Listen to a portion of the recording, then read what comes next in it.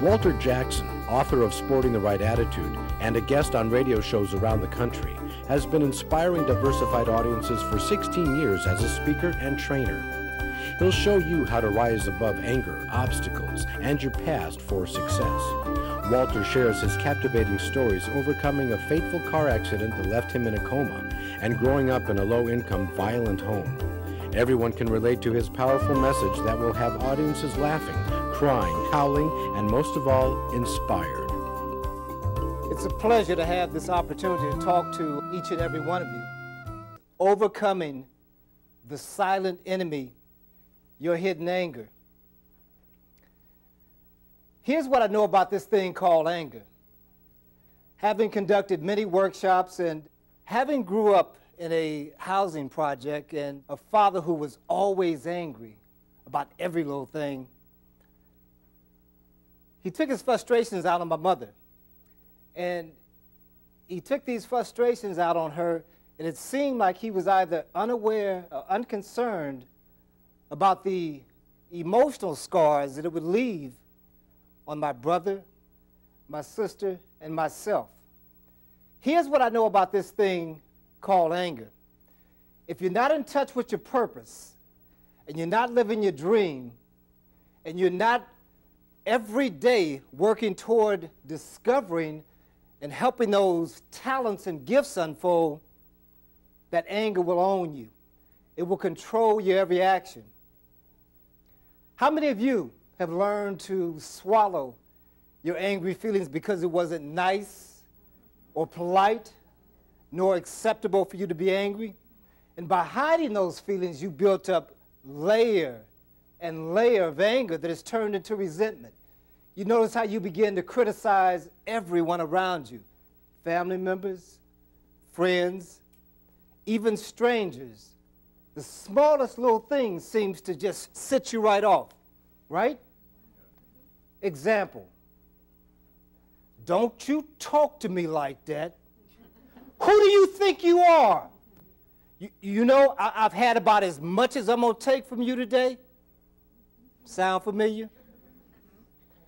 Anger has become such a problem for so many people. Our criminal and traffic court judges here in California are ordering defendants convicted of battery, road rage, and disturbing the peace to attend anger management classes. The aim is to help these defendants learn how to effectively deal with their anger.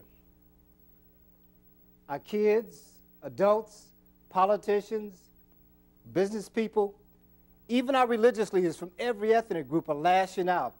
It's not simply a lack of manners, it's an open hostility. Even if you're not an active participant in spreading this anger epidemic, you're certainly suffering its consequences.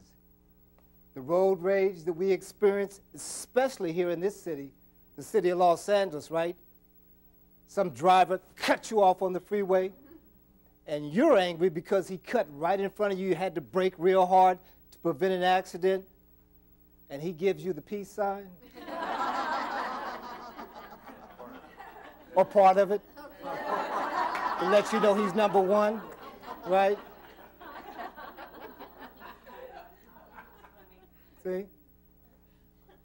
We have to remember how important it is to be in control in those sort of situations, because the question is not whether or not you were influenced, but to what degree were you influenced by someone else's negative reaction.